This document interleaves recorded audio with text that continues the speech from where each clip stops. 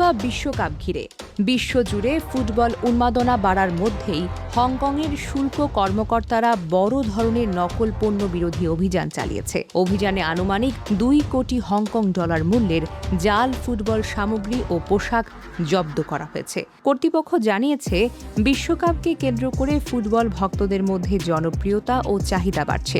এমন পণ্যকে লক্ষ্য করে একটি সংঘবদ্ধ জালিয়াতি চক্র সক্রিয় ছিল। জব্দ করা পণ্যের মধ্যে ছিল জনপ্রিয় খেলোয়াড়দের নাম ও দলের লোগোযুক্ত নকল জার্সি, ফুটবল পোশাক এবং বিভিন্ন ধরনের স্মারক সামগ্রী।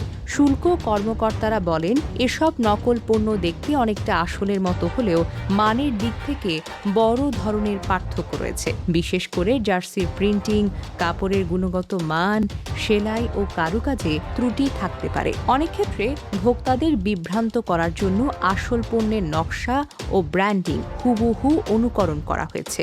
কর্মকর্তাদের ধারণা, বিশ্বকাপের মতো বড় আন্তর্জাতিক ক্রীড়া আসরকে সামনে রেখে নকল পণ্যের বাজার সক্রিয় হয়ে ওঠে। অসাধু ব্যবসায়ীরা কম খরচে তৈরি নিম্নমানের পণ্য বেশি দামে বিক্রি করে ভোক্তাদের প্রতারণা করার চেষ্টা করে। হংকং কর্তৃপক্ষ জানিয়েছে, মেধাস্বত্ব লঙ্ঘন, জাল পণ্য বিক্রির বিরুদ্ধে তাদের অভিযান অব্যাহত থাকবে। একই সঙ্গে ভোক্তাদের সতর্ক করে বলা হয়েছে, বিশ্বকাপের পণ্য কেনার সময় অনুমোদিত বিক্রেতা ও নির্ভরযোগ্য উৎস থেকে পণ্য সংগ্রহ করতে।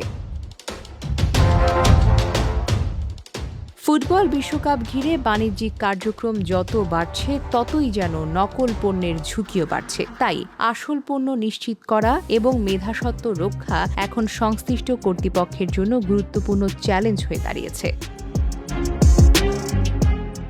Desk report, recap news.